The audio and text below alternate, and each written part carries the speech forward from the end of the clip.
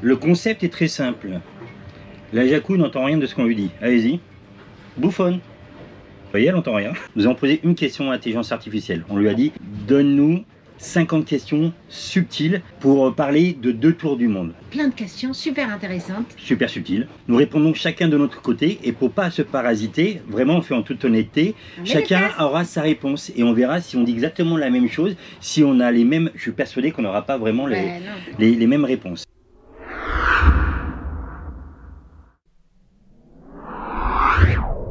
Le premier, il y avait Jonathan, donc c'est différent, c'est vraiment un voyage familial. Le deuxième, eh ben, on n'était plus que tous les deux. Bah, la Jacou, elle a changé pas mal aussi, en 10 ans, elle a pas mal changé. Nous avons beaucoup plus d'expérience qu'au premier voyage, ça c'est une certitude. On a plus peur, bizarrement on a plus peur, car maintenant on sait, après 17 ans, on sait à quoi on peut s'attendre. Et il y a des fois on a peur avant même que ça arrive, des fois ça n'arrive pas, mais on a peur. C'est que le premier c'était un tour du monde familial avec notre fiston qui a pris le CNED en voyage. Et puis le deuxième c'est une aventure avec vous tous qui a changé complètement la donne et un voyage de partage, d'échange et de rencontres qui nous a régalé.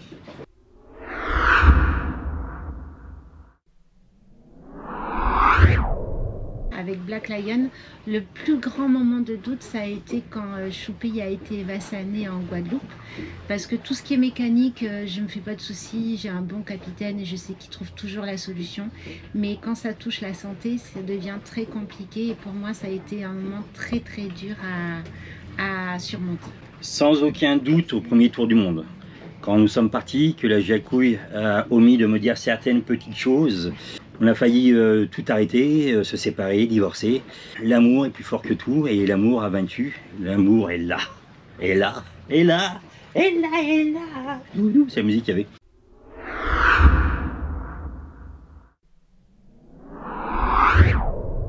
Non, il y a eu des mauvais choix dans ces voyages-là, mais aucun regret, c'est comme ça, c'est la vie de bateau.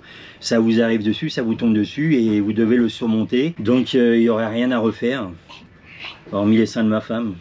C'est bien qu'elle n'entende pas. J'adore notre vie, j'adore tout ce qu'on a fait. En prenant les 2 voyages, ça a été le tout début où j'ai menti à mon bébé. J'ai vu mon côté sombre, où je pouvais mentir pour réaliser un rêve. Et ça, je le regrette, vraiment profondément. Mais sinon, tout le reste de notre aventure depuis, depuis 2010, quand on est parti, on n'a pas de regret dessus. Enfin, moi, j'en ai pas. Je trouve qu'on a vécu une très très belle aventure. Ça m'a dévoilé mon côté négatif et quelque chose que j'aurais jamais dû faire, mentir à mon bébé.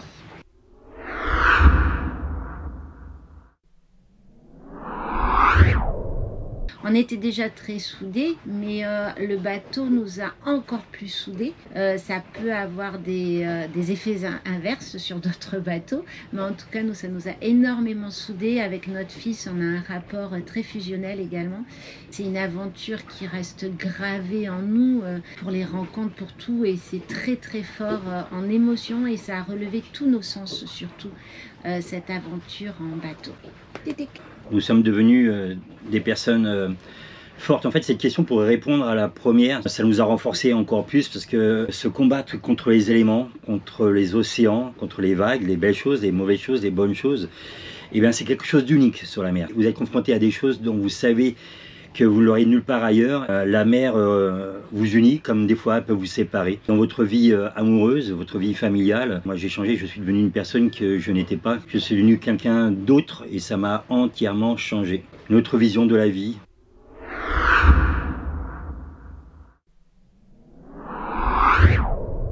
Oh là là, il y en a tellement des rencontres, il y en a des, je ne vais pas dire des milliers, mais des centaines. Je ne sais pas, la première chose qui va me venir à l'idée, je me dis peut-être au tout premier voyage aussi, quand on est parti sur la Papouasie il y a 17 ans, on n'était pas nombreux. Hein. Il y avait un bateau japonais, je défie quiconque d'avoir navigué avec un bateau japonais, c'est très rare. Il y en avait un en Papouasie. Et cette première zone, je crois, entre le Vanuatu et Papouasie, on est arrivé dans des endroits, on était le premier bateau à arriver. Et c'était quelque chose vraiment de, je crois, d'unique.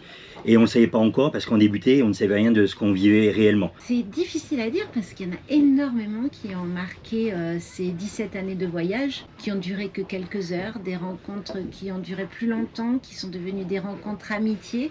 Il y en a eu plein pendant le voyage. Et puis il y a les rencontres aussi d'animaux, d'être face à une Raymanta ou de voir les animaux en Afrique. Tout ça, c'est des rencontres qui ont marqué le voyage et qui seront bien trop longues à énumérer parce qu'il y en a énormément.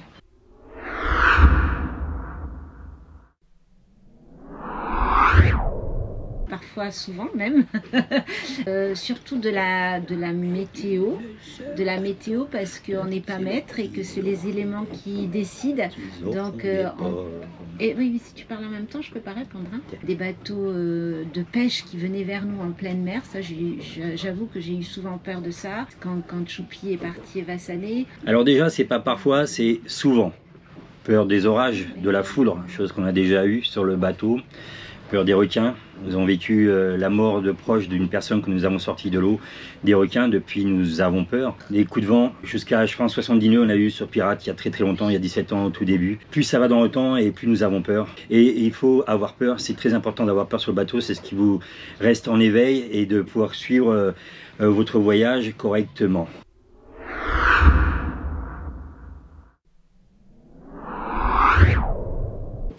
On se chamaille tout le temps. Alors je veux dire, vous avez vu, ça fait avec la jacouille, ça fait 30 ans qu'on est 24 heures les uns sur les autres, quoi, l'un sur l'autre, quoi. Moi sur la jacouille. On se chamaille, des fois on se dispute très bien. Et après, ben, c'est pas très bien de se disputer en mer parce que des fois ça peut amener à une catastrophe, à une mauvaise manipulation et tout. Donc des fois, c'est pas qu'on regrette, mais voilà, on se dit, mais on est stupide de se disputer comme ça. Mais après, quand on fait beaucoup de conneries aussi, elle le mérite bien. On gère les conflits très simplement et on peut se faire la gueule pendant une journée ou deux, mais ça va jamais très loin. Il s'arrange avec le temps en fait. On se connaît de plus en plus et puis on avance avec le temps, avec sagesse, je pense. On fait avec et on prend souvent les choses avec humour. Il y a des moments qui sont un peu plus compliqués que d'autres, chacun dans sa coque. Non, je rigole, mais en fait, on arrive à le gérer assez bien parce qu'on fait une bonne équipe tous les deux.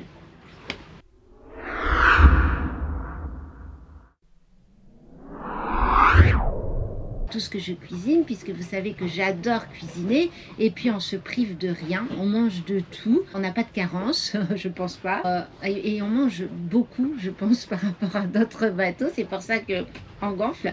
Non, il n'y a rien qui nous manque, et je pense que Choupi, rien ne nous manque, il va vous le dire. On mange de tout, il y a rien on est privé de rien. Maintenant, vous savez, avant c'était difficile d'avoir du frais, maintenant on a le congélateur, on a le frigo. Donc quand on passe à les cocorico dans les endroits français, ben, on fait le plein de bons produits du terroir jusqu'à épuisement. Il y a des fois on reste quelques années sans arriver sur un territoire français. Sinon, on s'adapte aux coutumes des pays, des plats spéciaux. La Thaïlande, on se régale. Certains endroits, c'est pas très bon. Et puis les anglo-saxons, ben, c'est de la friture. On s'adapte, mais on mange de tout. Maintenant, on arrive à trouver quasiment de tout partout autour du monde. C'est vraiment pas un souci.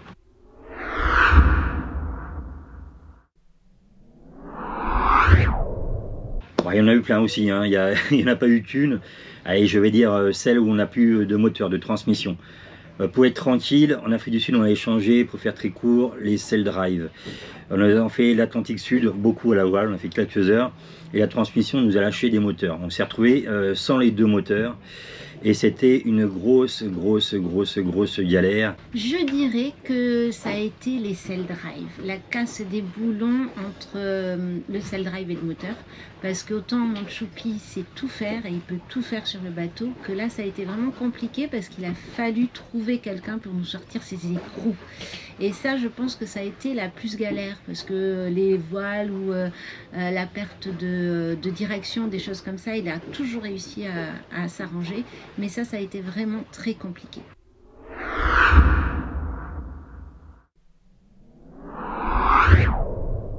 Bah, je dirais quand même les outils qu'il a utilisés sur le bateau étaient indispensables parce que ça nous a permis de réparer facilement et rapidement.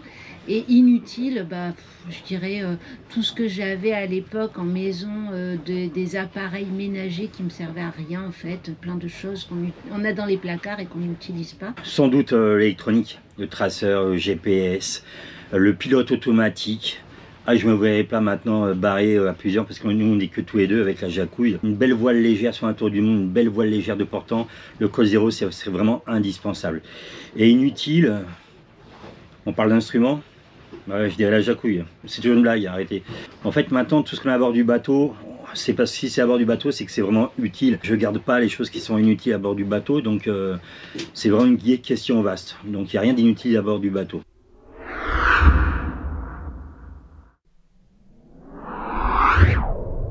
Premier tour du monde, pirate. Nous sommes au nord, entre la Papouasie et les Philippines. On se prend un coup de vent de 70 nœuds.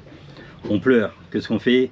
On s'arrête. Oui, on s'arrête, on est tous d'accord. Mais en fait, on repart. Dans l'océan Indien, quand on apprend qu'on n'a pas de sous, qu'en fait on doit des crédits, on doit payer le bateau, tout ça, on est fâché, on s'arrête. Souvent au premier tour du monde, on était dans une période de doute et on avait souvent envie d'abandonner. Après l'océan Indien, on avait aussi d'abandonner. En fait, à chaque continent, on avait toujours envie d'abandonner. On est toujours reparti, c'est comme une drogue.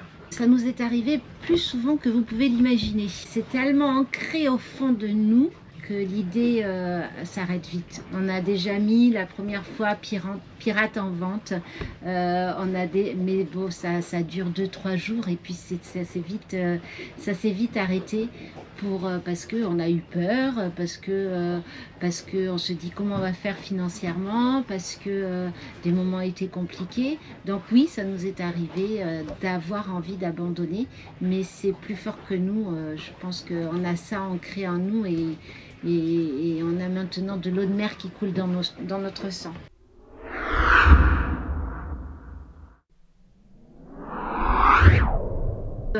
On fait avec les moyens du bord. Donc ça veut tout dire. On fait avec tout ce qu'on a à bord et on se débrouille. Et avec le temps, on a appris à avoir des pièces de rechange, évoluer notre imagination en fonction des pannes pour pouvoir réparer comme on peut. Et ça, je dois dire qu'il y en a là-dedans. Parce que les idées, c'est souvent moi qui les ai. Hein. La Jacouille, elle a une chance incroyable, c'est d'avoir un homme qui est comme MacGyver, qui sait tout faire. Comment les gérer? Vous n'avez pas le choix. Vous voyez, j'ai toujours dit, une personne qui n'est pas bricoleur, ça va être très compliqué parce qu'il y a des endroits, comme on disait tout à l'heure, complètement reculés, comme la Papouasie, Haïti. Si vous ne savez pas faire le système D, ça va être très très chaud pour vous et je vous souhaite d'avoir un bateau à côté de vous. Et après, il y a toujours pour les bonnes idées. Il y a des fois, je suis dans la recherche de quelque chose, je dis comment je pourrais faire pour réparer. Et la Jacouille est souvent toujours là. Vous ne le dites pas trop fort, on va le verra en vidéo, mais elle est souvent toujours là pour trouver une bonne idée en disant tiens, prends un capuchon de stylo bic et tu vas pouvoir réparer avec ça, et puis ça le fait.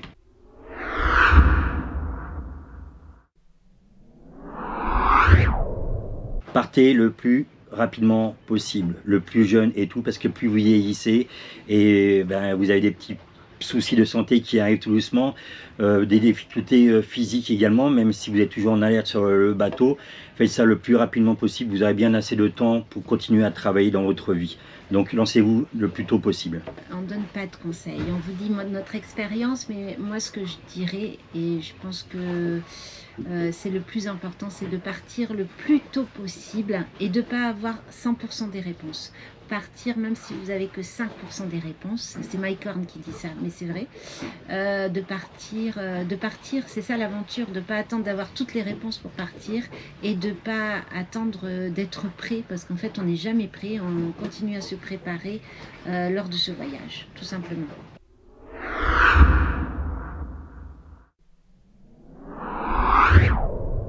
Avec des eaux de toute beauté, je dirais quand même que c'est les Bahamas. La Polynésie, parce que ça reste très très beau, mais il y a d'autres endroits comme Madagascar où la lumière est magnifique. La Nouvelle-Calédonie quand même est très très belle. Et puis après ça dépend de la perception de chacun aussi. Hein. Il y en a plein, mais je sais pas, je pense à Fatouiva ou Marquise. Vous arrivez là, vous faites une transpacifique, vous avez jusqu'à 20 jours selon les bateaux, jusqu'à 45 jours de mer sans voir terre, et vous arrivez dans un endroit qui est vert, qui est magnifique, où la population est adorable. Fatouiva, l'île des Marquises, fabuleux. Et le plus dur humainement, c'est les endroits comme Haïti, Madagascar, où on voit la pauvreté de près. Ces gens ont quelque chose à vous donner qui est extraordinaire, que ce soit les Philippines, Madagascar ou Haïti. Ils ont un cœur qui est énorme. Je ne sais pas comment vous expliquer ça. Après en navigation, j'ai un très mauvais souvenir aussi au nord de Bornéo, quand on avait traversé en voile le nord de Bornéo. Oh là là, on s'était pris des orages, des 40-50 nœuds et tout, vent de face. Mais c'était le début, il y a 17 ans, et peut-être je ne connais pas la météo comme il fallait non plus.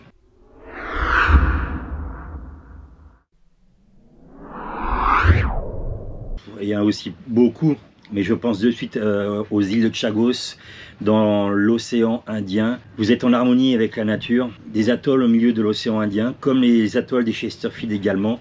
Et là, vous êtes avec les tortues, avec les requins, avec les baleines, avec les dauphins. On n'est pas dans le côté humain, mais on est dans le côté vraie nature. Vous retrouvez-vous face à la nature, et c'est un truc qui est unique. Et après, il y en a encore beaucoup d'autres. Non, il faut se taire par contre. Il y en a plein qui ne connaissent pas les Chagos, c'est extraordinaire. C'est difficile d'y aller maintenant, mais on s'est régalé. Ça, c'était avec pirate.com. Les Philippines, c'est connu, tout le monde connaît les Philippines, mais est-ce que vous êtes nombreux à y être allés? On s'est régalé. Par la gentillesse des gens, c'était vraiment extraordinaire. On a vraiment passé des très très bons moments. Vraiment, la Namibie en bateau, c'est juste fou. Et il y en a tellement méconnus. Après, je pense que dans tout ce que j'ai dit, le plus méconnu, ce serait peut-être les Chagos.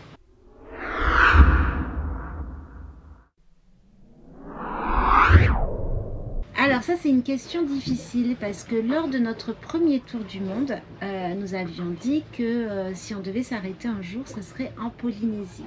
Nous y avons passé 2 ans où on a passé des moments exquis avec une population formidable aux Marquises, au Tuamotu. Ailleurs aussi, mais c'est plus compliqué maintenant en bateau à d'autres endroits. Donc je ne sais plus maintenant si on y poserait vraiment nos valises. C'est vraiment compliqué encore. Je pense qu'on est peut-être trop jeune encore pour vous dire ça.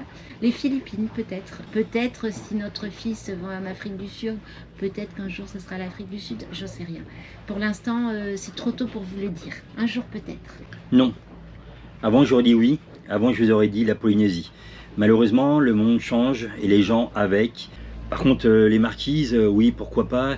Il y a plein d'endroits, mais finalement, maintenant, je me dis que la Calédonie est aussi magnifique. Vous me direz les Antilles, je vous dirais non. Pour l'instant, tout est remis à zéro et on ne pose pas l'encre pour toujours.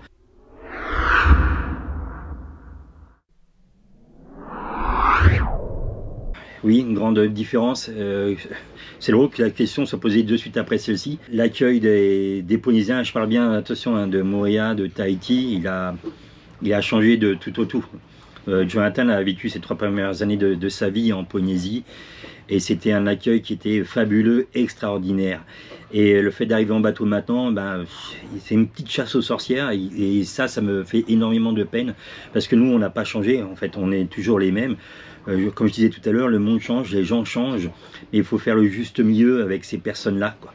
Et ne pas faire une généralité, comme je ne fais pas d'une généralité non plus de la Polynésie. Hein. Attention, mais ouais, ça m'a fait beaucoup de peine dernièrement. Le plus flagrant, c'est la Polynésie. Alors pas les Marquises, pas les Tuamotu, mais le reste de la Polynésie où oui, il y a eu vraiment un grand changement. Est-ce que ça vient du Covid? Est-ce que ça vient du nombre plus important de plaisanciers? Voilà, ça vient de plein de choses différentes. Hein. Je me rappelle pas d'autres endroits où ça a été plus... Si, Niue, où c'est pas... L'accueil aux plaisanciers est différent en fait. C'est pas le changement de la population en soi, peut-être les autorités qui ont fait changer aussi les choses et qui vont pas forcément en s'arrangeant.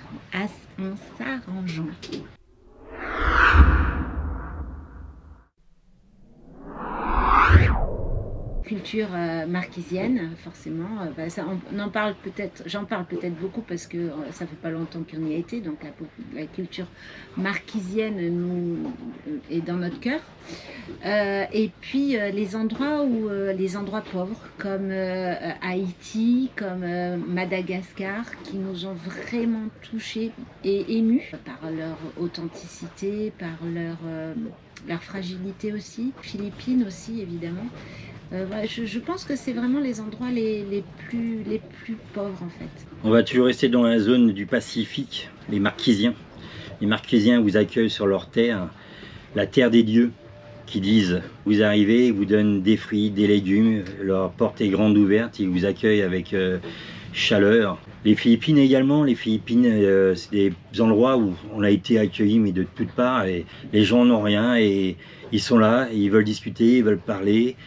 Il y a beaucoup de pays. Madagascar, c'est touchant par la pauvreté.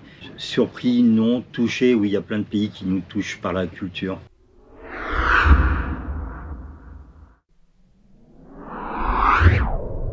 Nous avons été mis en orbite. Et en fait, je pense que c'est la fascination du rond, du cercle, de la boule. Vous n'avez jamais remarqué que dans le monde, l'être humain était fasciné par la roue, par tout ce qui tourne en général, les toupies. C'est peut-être pour ceci que on refait encore et encore un tour du monde. Donc là, on en a fait 2. C'est pas sûr qu'on en fasse un 3e, mais on a envie de découvrir. La première fois parce que ça nous prenait aux tripes et qu'il fallait repartir. Le deuxième tour, on n'avait pas dit forcément qu'on ferait un tour et finalement l'envie est arrivée avec le voyage de finir ce voyage. On ne sait pas non plus si on fera un 3e. On va peut-être essayer des chemins différents. Je ne sais pas si on reviendra du point A au point A, mais en tout cas l'envie de découvrir, de rencontrer, de partager avec vous tous. Et ça c'est vraiment extra. Et puis en plus il faut qu'on aille retrouver notre fils aussi, quand même.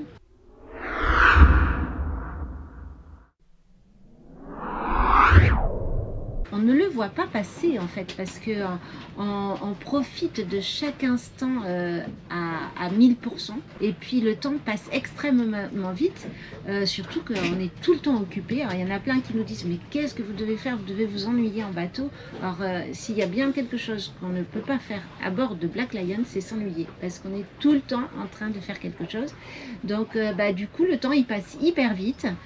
Ces temps que l'on était parti avec ce tour, on n'en revient pas en fait, on n'a pas l'impression parce que on a l'impression d'avoir vécu tellement d'aventures de notre côté que c'est passé très vite. Le temps, la vie est trop courte, le temps passe trop vite, l'or du temps.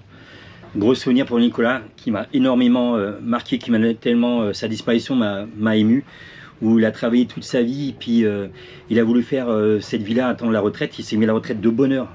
J'ai vu des gens de ma famille mourir de maladie, j'ai vu des amis mourir d'accidents. Moi, je compte à l'envers, on compte à rebours. Je ne vais pas dire que ça me fait peur, mais je me dis, waouh, il me reste peut-être encore que 20 ans et je bouffais ma vie, mais à fond, et j'ai pas besoin d'un président qui décide pour moi, ou de ministre ou quoi que ce soit. Et on essaie de profiter à fond de ce temps qui nous reste, l'or du temps.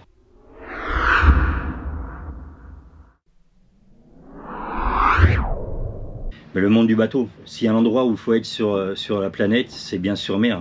On vit des instants un petit peu délicats dans le monde, dans l'ensemble de la planète. Le monde de la mer, c'est encore un des endroits où on reste libre, même s'il est en train de se refermer.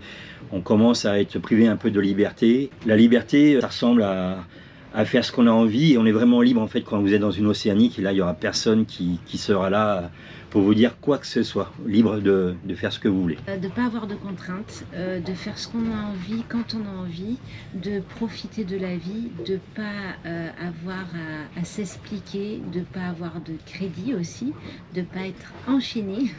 Chofi va rigoler parce que je l'ai embêté avec ça récemment parce que ça faisait très peu de temps qu'on était arrivé. J'ai dit je me sens enchaînée à la marina. Voilà, de pouvoir décider de notre avenir et que ce ne soit pas des obligations, c'est nous qui décidons de ce qu'on veut et quand on veut en fait.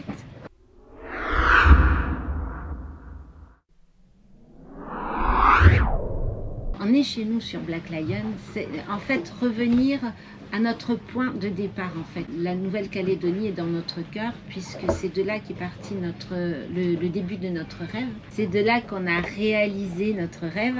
Donc la Calédonie est notre maison aussi. Même si on n'a pas de point à terre, de pied à terre, ça reste notre maison en fait, si on peut dire.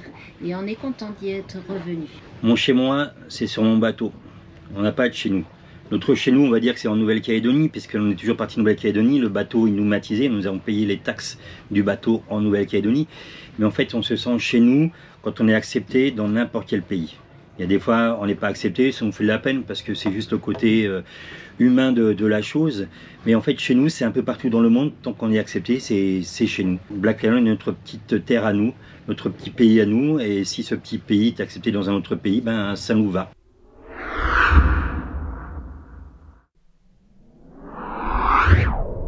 Au deuxième voyage, on s'est retrouvés tous les deux comme deux vieux cons, comme on peut dire. Et, il n'y avait plus de Jonathan et en fait on avait l'expérience du premier. Et on s'est dit quand même que c'était une expérience hors norme et on s'est dit pourquoi pas le mettre en vidéo. Au début c'était donc pour Jonathan, à la famille, destiné à la famille. Et en fait, ça a évolué avec le temps, les gens ont regardé sur YouTube et ça nous fait énormément plaisir de partager ça, une partie de notre vie et vous donner l'envie de vivre encore plus ce rêve si vous avez ce rêve-là. Ça s'est fait tout seul au deuxième tour du monde. Quand on est arrivé en Thaïlande, on a été séparés avec Jonathan qui était lui en Thaïlande. Nous, on partait vers le Sri Lanka et le Covid est tombé. Et en fait, le fait de naviguer que tous les deux, on s'est retrouvés comme deux petits couillons en fait. Et Choupi a commencé à filmer comme ça pour la première vidéo que beaucoup ont dû voir qui durait 2h15 ou 2h30, qui était prévue pour Jonathan. Et en fait, avec le premier confinement, il y a eu des milliers de vues sur cette vidéo. Ça s'est fait comme ça, petit à petit. Pendant toute la traversée de l'océan Indien, Choupi a fait des vidéos, on les a postées une fois arrivés à Mayotte et on a eu des milliers d'abonnés, tous vous. Ça a été extraordinaire, une très très belle aventure que l'on a voulu continuer à poursuivre et on ne regrette pas du tout.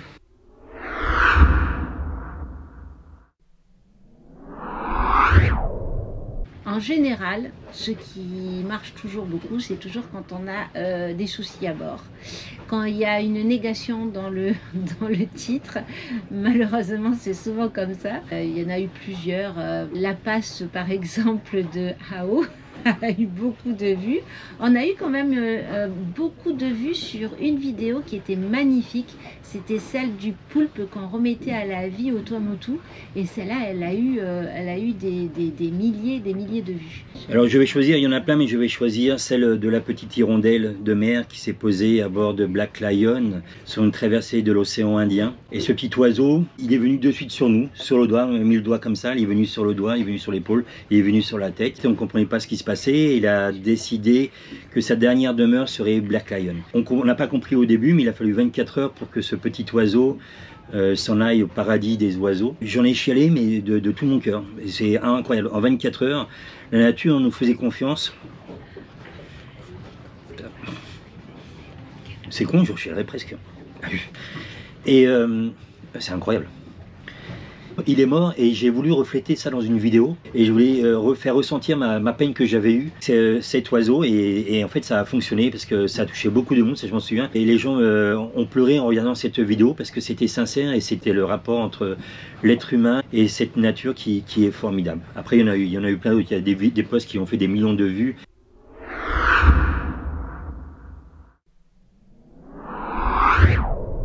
Il n'y a pas de tournage sur Black Lion, c'est du tout venant. Tout arrive comme ça. Il n'y a qu'un truc, c'est que quand la Jacou il a écrit son bouquin et qu'il veut que je fasse une vidéo pour son livre, voilà, elle me dit il faut que tu me fasses une vidéo sur un livre. Mais elle n'a pas d'idée pour faire la vidéo, donc là je suis obligé de préparer un truc en disant tu vas dire ça, tu vas dire ça, tu vas dire ça. Et là, à tous les coups, premier livre, deuxième livre, premier livre, deuxième livre, ça va partir en cacahuète, ça c'est sûr. Parce qu'elle me dit, de suite après, elle me dit j'aime pas quand tu me dis de faire les choses. Je lui dis mais tu te fous de ma gueule ou quoi, c'est toi qui m'as demandé. Bah bref, oui, ça m'énerve.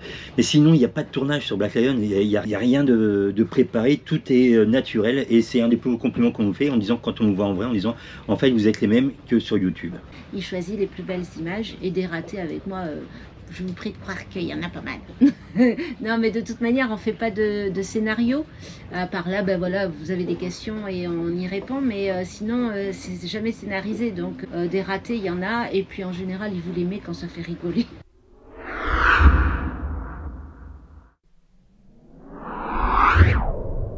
Avec tous vos mots d'affection, vos commentaires généreux, vos likes, vos messages en privé. Vous avez toujours été là, dans les bons moments comme dans les mauvais moments, et ça nous a énormément soutenus. Vous avez toujours eu des mots réconfortants tout le temps, et je pense que vous êtes en plus notre défouloir, parce que quand ça va pas, on vous le dit. Évidemment, il y a les Patreons, les membres YouTube qui sont abonnés, qui nous aident financièrement. Ça nous a soutenus aussi dans l'aventure, parce que du coup, on a pu acheter du matériel pour vous faire les vidéos. Il y a eu des fois on a eu envie d'arrêter parce que on se dévoile en fait publiquement et les gens se permettent de nous critiquer alors qu'ils ne nous connaissent pas. Ils pensent nous connaître mais ils ne nous connaissent pas. Ce qui nous a fait le plus continuer, c'est peut-être des gens qui sont dans les hôpitaux Ils nous ont demandé de ne pas nous arrêter parce qu'on leur a apporté une liberté, on leur a apporté du bonheur. Après, on a été soutenus donc, financièrement par vos likes, vos abonnements. YouTube, c'est très important pour nous financer dans ce voyage-là. Les messages de bonheur qui nous sont envoyés, les Patreons qui nous ont soutenus pour acheter tout le matériel audiovisuel. En privé, des gens qui nous envoient des messages en privé, qui nous soutiennent, ça fait vraiment beaucoup de besoin au moral.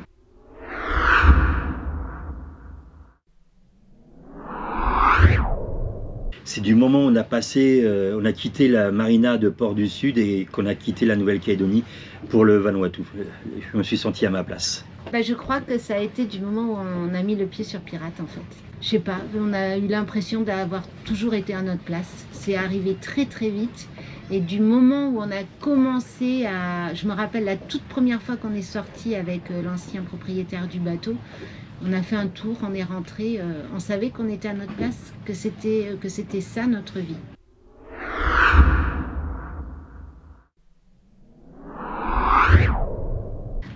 Ça rejoint un peu une des questions du tout début, mon côté sombre en fait, que je ne pensais pas avoir, où j'ai menti pour pouvoir réaliser ce rêve.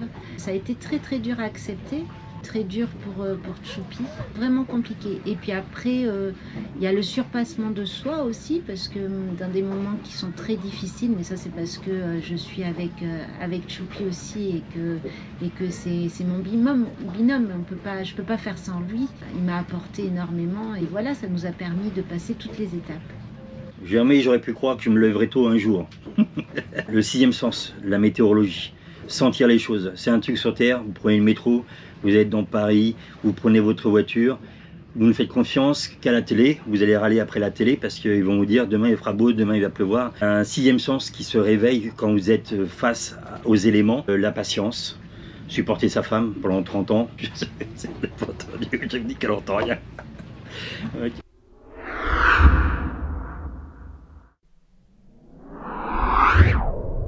Il est là, vivre de la vraie vie. Se lever ce matin, avoir sa femme à ses côtés ou son fils au premier voyage, pêcher son poisson, rien demander à personne et être libre. C'est l'horizon, c'est la liberté, c'est être seul, on a l'impression d'être seul sur Terre, c'est mon Tchoupi, c'est mon fils. C'est une osmose entre nous qui fait que c'est ça mon bonheur à moi, c'est d'avoir ce que j'aime avec moi et de les sentir bien. C'est notre liberté, c'est notre bateau, c'est tout ça.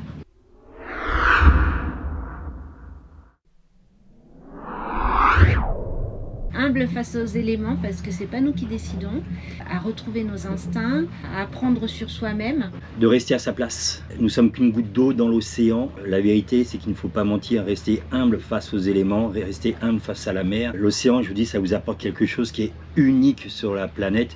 Peut-être comme la montagne. Je ne connais pas la montagne, mais des fois on me parle de la montagne.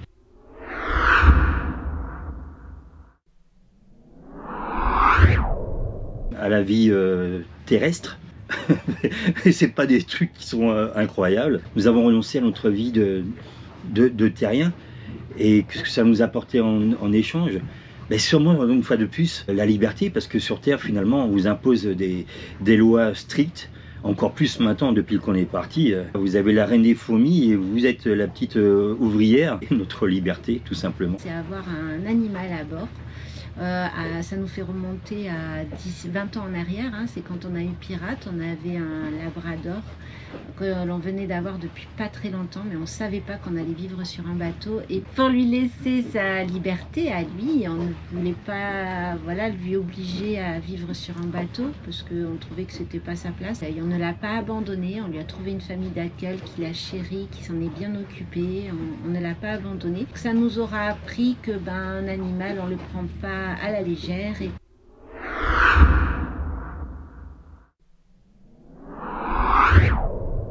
C'est un peu de liberté, c'est sûr et certain. C'est pas un peu, c'est beaucoup. C'est de la liberté. Vertige, oui, ça peut faire tourner la tête d'être au milieu de rien ou de tout et d'avoir personne autour de nous. C'est très intense comme sentiment. Alors pour certains, ça peut apporter des angoisses, nous, ça nous apporte un certain bien-être et on aime contempler la mer, même quand elle est dure. Et ça peut être du tout ou rien. On peut l'aimer et l'adorer comme la détester. Les deux. La liberté, car vous êtes seul sur cette immensité, à perte de vue. Vous n'avez qu'une ligne, c'est la ligne de l'horizon. Et il n'y a rien, il n'y aura pas de bande d'arrêt d'urgence. Et un grand vertige également, parce que quand vous êtes sur les vagues de 5 mètres, 6 mètres, c'est un vertige de liberté, on va dire. En fait, finalement, le vertige, vous ne l'avez pas trop, parce que vous savez avec les cartes, vous savez où sont les terres, vous savez où se trouvent les continents. Il n'y a pas trop de vertige. Finalement, non, ça ne sera pas les deux, ça sera plus de la liberté.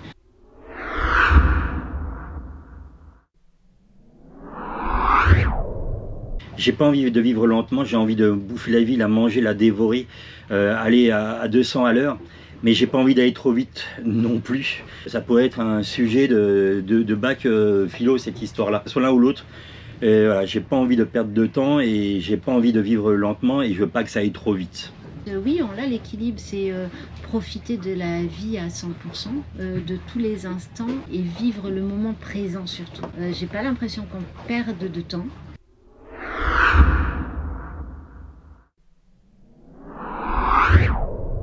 Le premier souvenir qui me revient en tête, comme ça, je pense que c'est à Haïti, à l'île à Vache. Et on a été invités par une famille qui n'avait vraiment rien. Ils étaient avec leur petite maison, leur case en bois.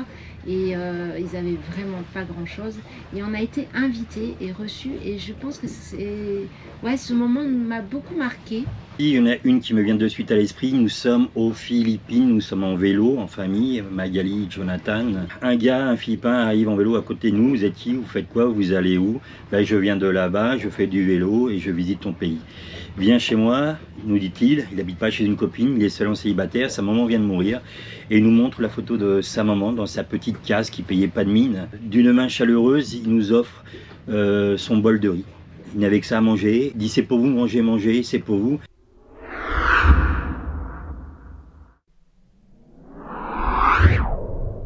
Oui, c'est vraiment les questions sont un peu vagues parce que deux tours du monde, vous imaginez, il y en a plein. Je m'en serais voulu d'oublier leur prénom, Odette et Jean-François.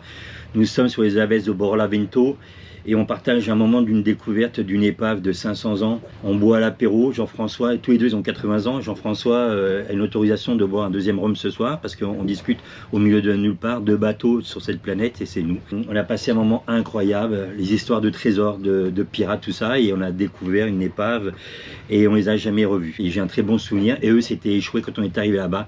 Ça faisait un mois à 80 ans qu'ils étaient échoués sur les aves et pendant un mois ils ont cassé au burin et au marteau un pâté de corail pour essayer de se libérer et le jour est arrivé, il venait juste de le faire, ils étaient abîmés de partout. Enfin, il y en a eu, je ne sais pas lequel vous dire. Au premier voyage, il y en a eu aux Philippines, il y en a eu au Venezuela avec des personnes qui étaient en bateau. Il y a eu des personnes à terre, des personnes en voyage, des personnes en vacances, enfin des personnes qui restent dans nos mémoires. On a fait beaucoup de rencontres éphémères qui ont duré qu'un instant, qui ont été intenses, où on a partagé des moments superbes. Mais la question est vague hein, quand même.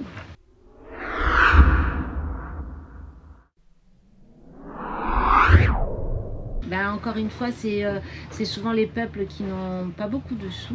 Madagascar, ça vous fait prendre une claque. Les Philippines, ça vous fait prendre une claque. Haïti, ça vous fait prendre une claque. Ça nous fait relativiser sur notre façon d'être. On vit avec beaucoup de superflu. Quand on voit le Vanuatu aussi, hein, c'est des endroits où ça a été le premier endroit de notre premier voyage qui nous a fait prendre conscience de plein de choses. Que beaucoup de peuples vivent de pas grand-chose et que nous, il y a beaucoup trop en fait. Il y en a plusieurs, donc Madagascar, Haïti, Vanuatu, je vais vous dire le Vanuatu. Quand vous croisez une barque qui est à plusieurs milles de la côte et que le gars se lève tous les matins sur sa barque qu'il a fabriquée lui-même dans un tronc de manguier qu'il a creusé à coups de hache et qui tous les jours, sa motivation c'est de savoir s'il va ramener du poisson chez lui, ça vous fait réfléchir et ça on l'a vu à plein d'endroits et les gens toute leur vie ça va être ça. C'est le matin, je me réveille, je prends ma barque qui ne durera que 3 ans parce que ça a une durée de vie de 3 ans, ces barques-là. Eux, ce qui les importe, c'est de nourrir leur famille, se nourrir eux et nourrir la famille ou des fois le village. Ça vous remet à votre place.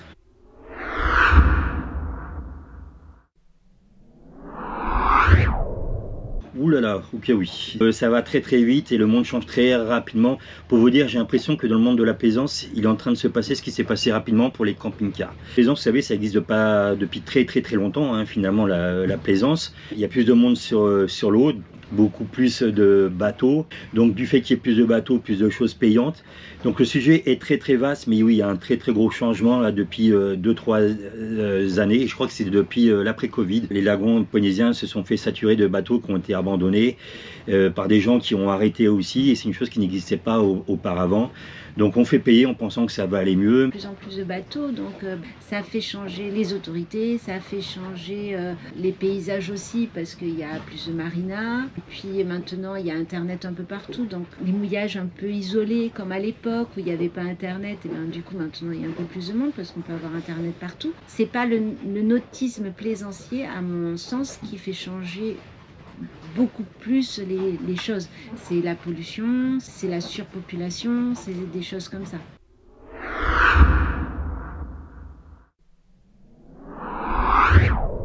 Transmis le sens d'aller au bout de ses rêves, de respecter les gens.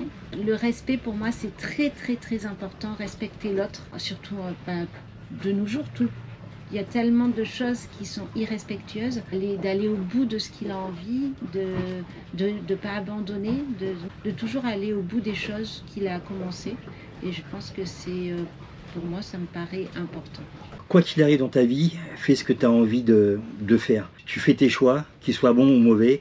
Va au bout de tes rêves, être gentil avec les gens, avec son prochain, discuter, partager, rencontrer. Pour l'exemple, je disais quand même, il va falloir que tu rentres dans cette vie qui est un peu la vie de tout le monde. Et en fait, il a fait ce qu'il voulait, et il a eu entièrement raison. Il en est là où il en est aussi aujourd'hui. Et en fait, il est sur les traces de son papa et sa maman. Je pense qu'on a oublié, beaucoup de gens ont oublié ces valeurs-là. Toujours pareil, tu n'as pas besoin de quelqu'un qui doit te dicter ce que tu dois faire et faire ce que tu as envie de faire dans la vie.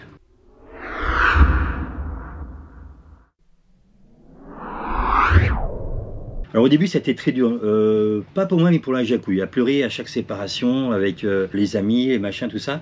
Et en fait c'est comme ça, c'est la vie, c'est pour mieux se revoir, mieux se rencontrer, ça reste comme ça.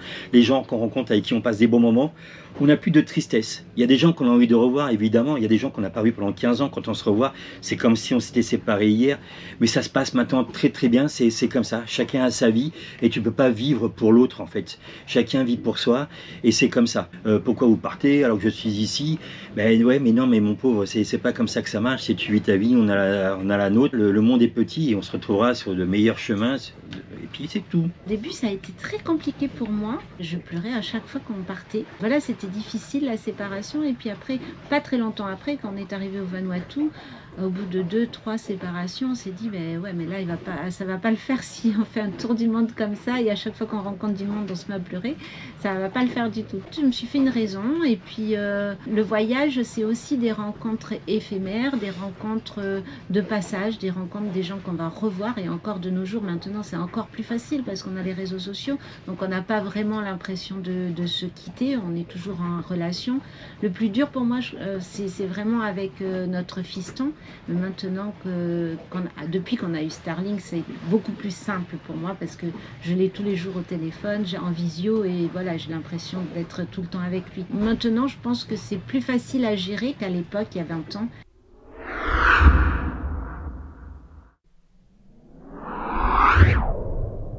Premier, c'est celui à Madagascar, quand on est arrivé avec Pirate, quand on venait de se prendre une mer de dingue. Voilà, ça avait été très très très dur dans l'océan Indien. Et on a eu ce soleil, mais de toute beauté, d'une pureté. On avait l'impression de rêver en fait. Ça a été un moment très très fort. Et un autre aussi très fort, pareil, on s'était pris du mauvais temps en Malaisie et on est arrivé dans une petite rivière, on était épuisés et là on s'est allongé dans le carré et on a eu un chant de mosquée, et on aurait dit les 1001 nuits. Et là il y a eu plein de... Ah putain, la question était simple et ça dure 3 heures. Ben, oui, j'ai fini, ça y est, à toi. Bah voilà. T'as un problème? Oh, putain, elle était vachement simple cette question. Ouais, t'as parlé plus longtemps que moi. Ouais. 17 ans de voyage multiplié par 365, ça fait des milliers de couchers de soleil. Et ils sont tous uniques les uns des autres. Ce que les plus beaux, c'est surtout du côté de l'Afrique, ou au nord de l'Australie, du côté de Darwin, du côté de la Namibie. Vous avez, avec les mirages, le soleil qui se sépare en deux, qui prend des formes incroyables. Et il y a des endroits où ça embrase le ciel et c'est quelque chose de formidable. C'était pas compliqué, c'était simple.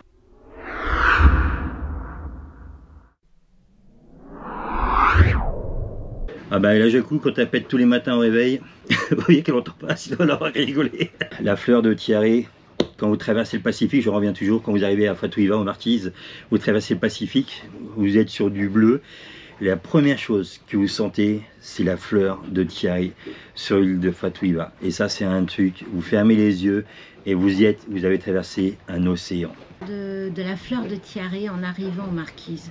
Après 30 jours de mer, je pense que c'est un moment hyper marquant quand on sent les fleurs après tant de jours passés en mer.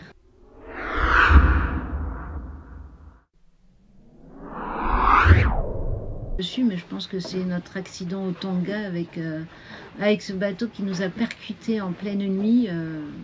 Ah, il y a ça, mais il y a eu autre... Bon, ça c'est dans le côté vraiment pas cool, mais il y a eu un côté qui était rigolo aussi. On n'était pas en voyage, remarque, on était en marina, c'est qu'on a un hippopotame qui nous est passé sous le bateau.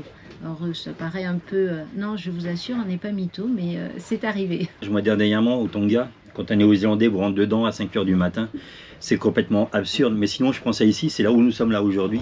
Il y a presque 17 ans, sur notre premier bateau, on débutait. On arrive quand même après une grande navigation de 3000. Nous arrivons à Ilomètre et là, pour la première fois de notre vie, nous prenons une prise de coffre, une bouée.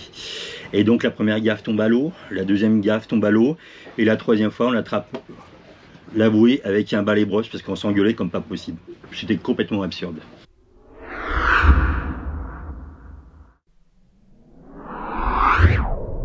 Non, il n'y a pas de rituel, il y a juste que quand on s'en va sur une longue navigation, je reste très concentré les prochaines 24 heures. Mon rituel à moi, c'est que s'il ne se passe rien dans les premières 24 heures, c'est que tout ira bien. Et j'ai toujours 24 heures pour faire demi-tour au cas où, mais pas entreprendre une grande navigation. Le rituel, c'est partir en début de journée et puis pas dire le mot qu'il faut pas, la bête à grandes oreilles. Ça, c'est un rituel, c'est un truc que je déteste. Avant de partir, la météo, mais ça, c'est le côté de mon capitaine qui prend toujours la météo, l'avitaillement. Enfin, moi, c'est l'avitaillement, chacun a son rôle. Donc oui, il y a un rituel de départ quand même et un rituel d'arrivée, vérifier que l'ancre est bien mise, qu'on ne va pas chasser, ça c'est vraiment un rituel. Et puis moi, chaque fois qu'on arrive, je fais un gros bisou à mon bébé pour lui dire merci de cette traversée, qu'elle soit bien ou pas bien, je le remercie toujours quand on arrive.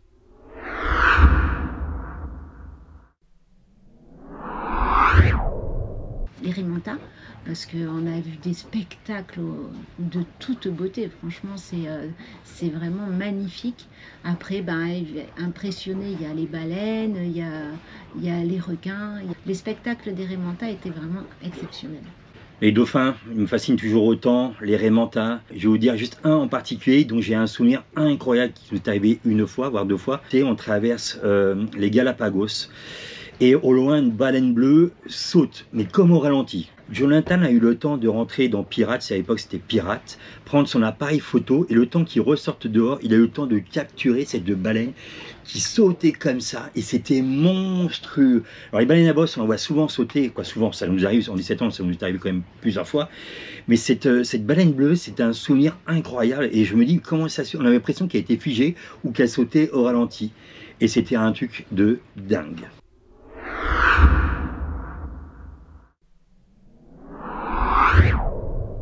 Mon cher Choupi, fais très attention.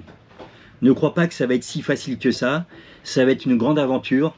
Prends bien soin de toi et de ta famille et sois très très prudent. Ce seraient les premiers mots que je me dirais. Et reste humble face aux éléments. Jacouille, fais attention, fais attention. Fais attention à quoi? De pas trop faire de conneries à bord du bateau.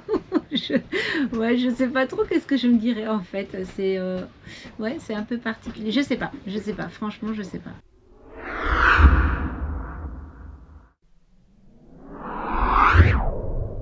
Mais ose, mais vas-y, fonce, fais-toi plaisir, va au bout de tes rêves, que ça soit en bateau ou ailleurs, fais ce que tu as envie de faire.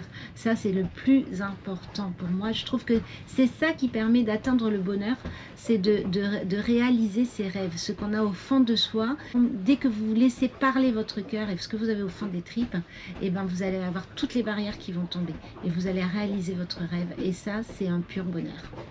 Ma chère banane, fais-le, fais-le, fais-le. Par contre, si ta femme n'aime pas ça ou si tes enfants n'aiment pas ça, tu pourrais gagner beaucoup, mais tu pourrais perdre gros aussi. Et fonce, fais-le tant que tu es jeune. Elle est un peu pourrie ma lettre, mais c'est ça.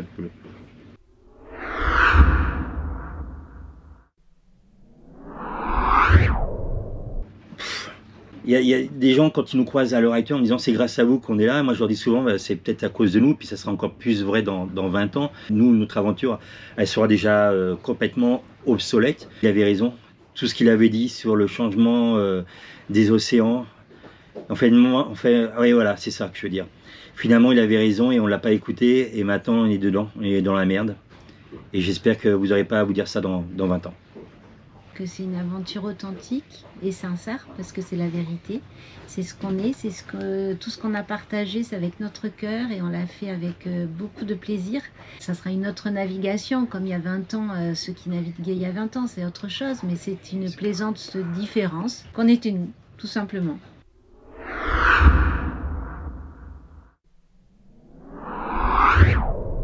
C'est d'être heureux dans la vie en fait, de profiter de chaque instant, respecter la nature, de respecter les gens. Mais la réponse est dans la question, c'est qu'on n'a qu'une vie. Allez à fond, avoir la vie que vous avez envie d'avoir. Après, il y en a qui se plaisent dans leur travail, dans leur vie sur Terre. C'est chacun son truc, mais après on parle de notre monde à nous. Donc voilà, vivre votre vie, tout simplement.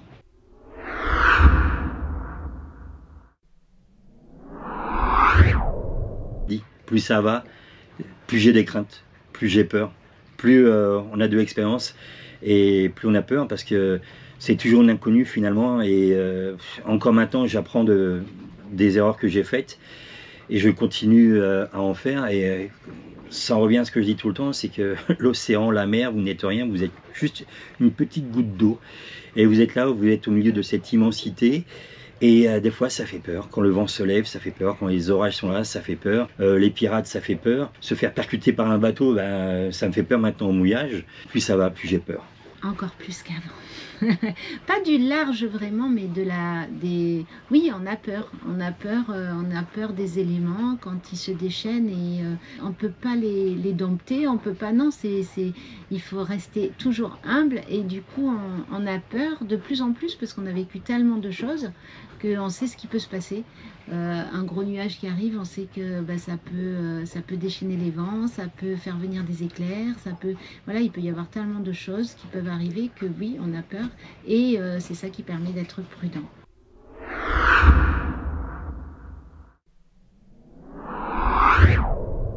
Là où chacun la voit en fait. On voit notre liberté de ne pas avoir de compte à rendre à personne, de pouvoir partir quand on veut, de rien avoir qui nous retient. Là, on vient d'avoir une voiture, voilà, le jour où on s'en va, on la vend, on s'en va. On n'a rien qui nous retient en fait. C'est ça pour nous la liberté, d'avoir rien qui nous retient. La vraie liberté commence quand on commence ma liberté à moi. Quand je fais ce que j'ai envie de faire sans contrevenir aux règlements, sans contrevenir aux lois qu'on nous impose, de faire ce que j'ai envie de faire et quand j'ai envie de le faire sans devoir rien à personne.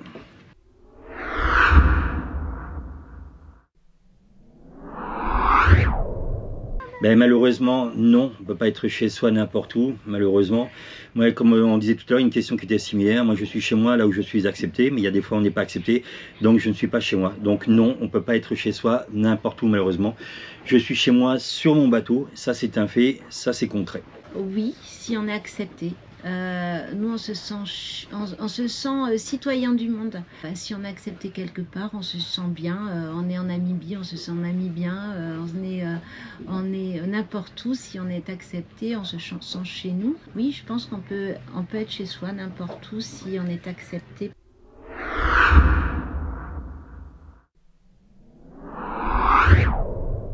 On est parti d'un point A, on revient au point A, tout simplement. De A à A, on a fait le tour, on revient à notre point de départ.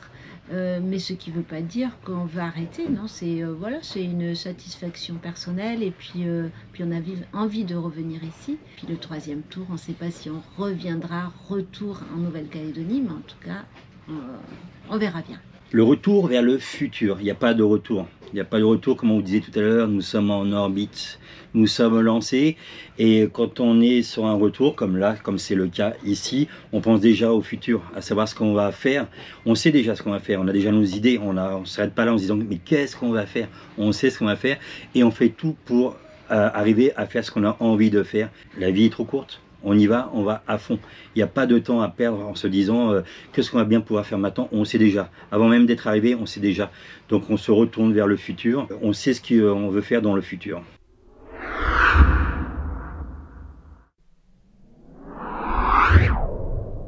Oh putain, con. Quand je me suis cassé le dos aux Marquises, quand j'ai eu mon accident pulmonaire, quand on est parti la première fois, on était jeunes, on n'avait pas de soucis de santé particuliers, on était aptes physiquement, tout ça. Les premiers bobos me disent putain, je suis vieux. Alors la Jacou va vous dire on n'est jamais vieux, elle va le dire, vous allez voir, elle va dire ça, elle va dire, on n'est pas vieux.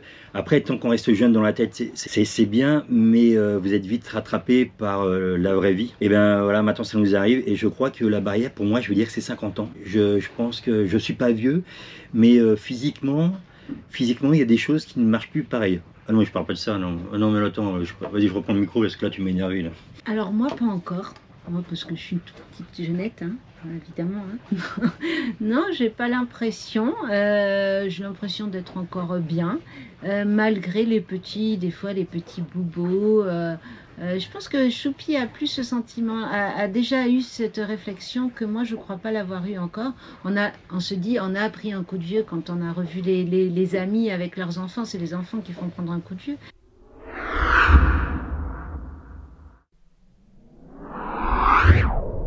C'est exactement ça. On a vraiment l'impression d'être en marge parce que je pense que quelque part on est un peu marginaux. On est hors société, bien que là on y soit re-rentré. Au cœur de la vie, oui, parce qu'on est au cœur de la nature, au cœur des éléments, au cœur des sens même de l'homme en fait. Hein. On revient à tous nos sens, on revient à tous nos instincts, et je pense oui qu'on est au cœur de la vie. Cette question est un peu étrange, évidemment que oui, sinon on ne serait pas là. Évidemment que je suis dans ma réalité à moi, c'est ma réalité à moi. Je pêche mon poisson, je mange les fruits de la nature directement qu'on me donne, au cœur de la vie. Pêcher son poisson, plonger, faire ce que j'ai envie de faire. Pour moi, c'est ça la vraie vie. L'homme était pêcheur, l'homme était cueilleur, l'homme était chasseur. Je ne suis pas à la marge de ma vie, je suis en plein cœur et je suis dedans.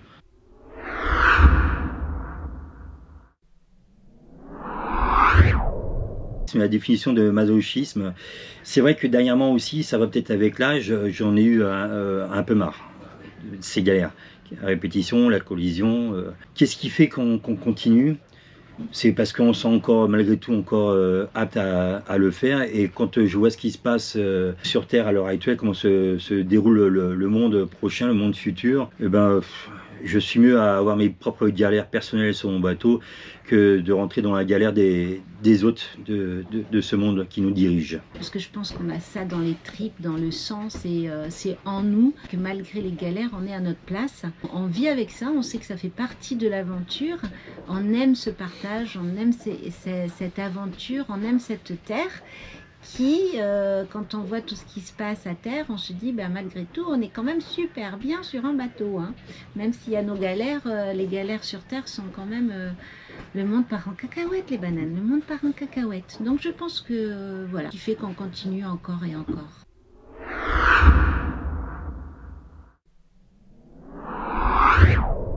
Il y en a eu plein. Mais le premier moment où on s'est senti vraiment très soudés et qui a été difficile, et en même temps où on était bien en fait, c'est quand on a eu cette première tempête, c'était dans l'océan Indien. On s'est pris dans les bras, Choupi et moi, et on pensait que c'était le moment où on allait partir, que c'était le moment quoi. On se prend une queue de cyclone, nous sommes dans l'océan Indien, nous sommes à quelques milles de Madagascar. Et ce jour-là, on est persuadé qu'on va mourir. On ne se dit rien du tout, on ne s'est pas dit un mot. On s'est allongé dans le carré de pirate.com et on s'est enlacés tous les deux. On ne s'est rien dit et on savait que cette nuit-là serait la dernière. On allait mourir, mais non, ne tape pas. Elle est chiante, hein. Et on savait que c'était la fin et nous étions résilients de ce qui nous arrivait parce que personne ne nous avait forcé. Nous sommes arrivés à cet endroit parce que c'était des bons vouloirs de notre part. On allait mourir de quelque chose qu'on avait voulu tous les deux et finalement on n'est pas mort. C'est chiant. Et le plus éloigné, c'est quoi ça?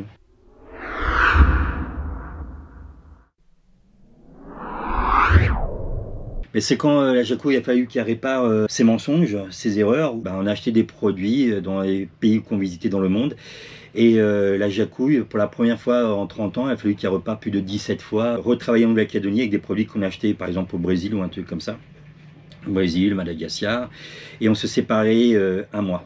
Et ça a été très très dur, c'est une chose qu'elle ne voulait pas, mais en fait elle s'est punie toute seule sur cette histoire-là. Au premier voyage en fait, parce que on partait pour un tour du monde en famille, et avec mes bêtises, et ben du coup j'étais obligée de rentrer 17 fois en Nouvelle-Calédonie pour refaire un peu la caisse de bord, donc je partais un mois sur 2 ou un mois sur 3. C'est le moment où on s'est senti finalement le plus éloigné, parce qu'on a passé des mois entiers sans se voir.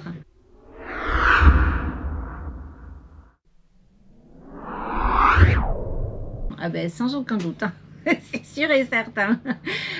Si on n'est pas soudé, ça peut pas marcher. Il faut vraiment, vraiment bien s'entendre, bien se connaître, savoir les défauts de chacun et les accepter, parce que ça peut vite partir en cacahuète. C'est certain, on a vu tellement de bateaux qui se sont séparés, de couples en bateau qui se sont séparés. C'est un révélateur, pas que pour le couple, hein, pour la famille, pour les amis, pour les personnes qu'on ne connaît pas. C'est vraiment révélateur. Si vous doutez de votre couple et tout, et si vous voulez tester votre couple, oui, partez en bateau, il n'y a pas de souci. Hein. Souvent, il y a des personnes qui vont partir avec une autre femme, ou une femme qui va partir sur notre bateau. Ça peut être des bons tests, savoir si votre mari ou votre femme reste fidèle. Et un révélateur, sans se tester, oui, c'est un révélateur. C'est un révélateur. Vous êtes dans le profond du cœur humain, c'est un révélateur, la mer.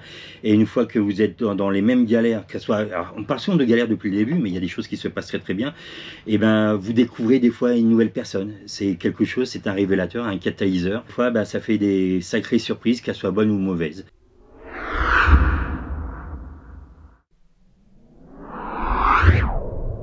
Elle est tout le temps collée à moi, pour vous dire.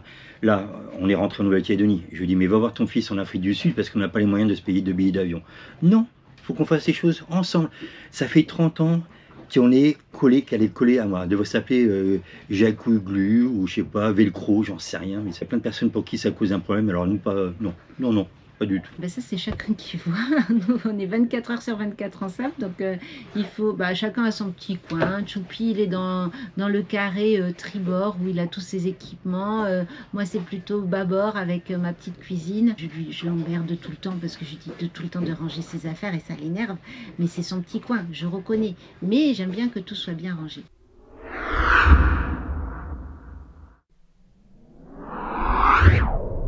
Rigolote, je dirais, parce que je pense que ça a été la première fois où on a pris la bouée à l'île au maître il y a, quand on a eu Pirate, parce qu'on l'a pris avec la première fois avec la gaffe que j'ai perdue, la deuxième fois on a essayé de nouveau avec le balai brosse, non, avec la gaffe à poisson, ça, je l'ai perdue aussi, et on est arrivé à la prendre par le balai brosse.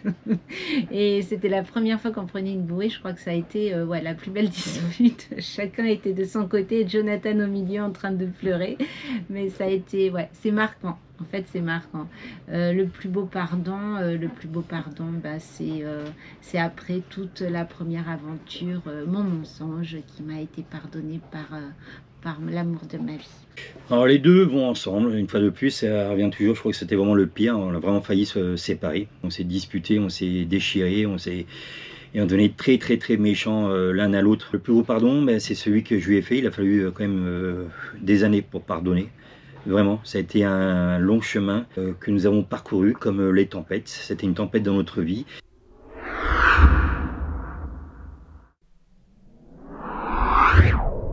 Je me vois assis sur un banc avec ma petite fille ou mon petit-fils et lui raconter les histoires si ça l'intéresse, parce que souvent les vieux quand ils parlent, on fait un peu chier les jeunes, mais de donner l'envie et de voir mon petit-fils ou ma petite fille avoir des yeux énormes, raconter les aventures qu'on a eues, les j'aimerais, ça serait trop bien. Un jour, ce sera nos petits-enfants, j'espère qu'on en aura, des petits-enfants, puis en plus ils auront tout en vidéo, et ils auront les livres aussi, alors ils auront tous tout, mais ouais, leur raconter nos aventures, ça serait chouette.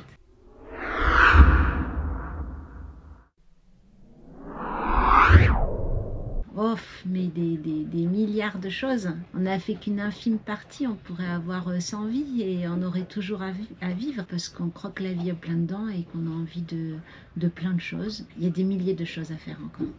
Que reste-t-il à vivre? Encore plein d'aventures à bord de Black Lion, ça c'est une certitude. Moi je me donne 20 ans, j'ai 50 ans, alors la Jacouille, vous allez voir, elle déteste que je dis ça, mais quand je fais un petit rapprochement, quand je vois la vie que nous avons, je me dis, si je vis jusqu'à 70 ans, ma vie ça aura été que du bonheur. Si je reste valide encore 20 ans et qu'on arrive à financer nos voyages encore 20 ans et qu'on meurt un jour en mer, tous les deux ensemble, eh ben ça serait génial, quoi. Donc je me donne 20 ans, si c'est plus, tant mieux, je les prends, mais plus valide. Des aventures à n'en plus finir, et on vous espère que ce concept vous aura plu, parce que c'est comme assez fatigant de répondre aux questions. Ouais, ça a été fatigant, mais j'ai beaucoup aimé le faire. Si ce concept vous plaît, si vous avez des questions à nous poser, on peut prendre 50 questions et recommencer exactement la même chose sur 50 questions. C'est à vous de nous dire. Si ça vous plaît. J'espère que ça vous plaît, parce que c'est un travail d'enfer de faire ça. Alors, on a mis quoi, 2 heures? Et après j'ai le montage vidéo. Alors vous avez intérêt à liker, à commenter, à vous abonner, parce que... On espère que ça vous aura plu en tout cas. On a pris beaucoup de plaisir à le faire en tout cas. Voilà, le temps est en train de se courir. On est venu juste une journée donc pour présenter cette vidéo là, et c'est en train de se courir. Et je pense qu'on va partir, ma petite chatte. On va pas tarder. On va ranger le bateau. Merci pour cette petite après-midi. Que nous avons. Je sais pas.